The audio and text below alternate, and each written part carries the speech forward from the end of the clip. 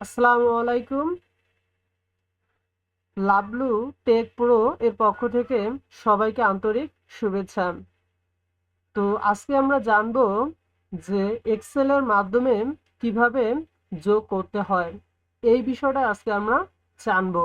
তো চলো শুরু করা যাক। তো এখানে ফাঁকা ঘরে সর্বপ্রথম আমি লিখবো কত, 1 লিখবো। তারপর এখানে নিচে ফাঁকা ঘরে আমি কি লিখবো, 2 লিখবো। তারপর এই 1 থেকে 2 যে সংখ্যাগুলো আছে এবং ঘরগুলো যা আছে এগুলো আমরা সিলেক্ট করব। সিলেক্ট করার পর এখানে কর্নারে আমরা একটা প্লাস আইকন দেখতেছি, এটা আমরা নিচের দিকে টানবো। এটা আমরা নিচের দিকে টানবো। তো আমরা এখানে 1 থেকে 15 অবধি সংখ্যাগুলো পর্যায়ক্রমে পেয়ে গিয়েছি। তো এই 1 থেকে 15 অবধি যে সংখ্যাগুলো আছে এগুলোর আমরা যোগফল বের করব এক্সেলের মাধ্যমে। এই কাজটাই আজকে আমরা শিখতে যাচ্ছি। তো সবচেয়ে নিচে যে ফাঁকা ঘরটা আছে এখানে আমরা ইকুয়াল চিহ্ন চাপ দিব। এখানে আমরা ইকুয়াল চিহ্ন চাপ দিব।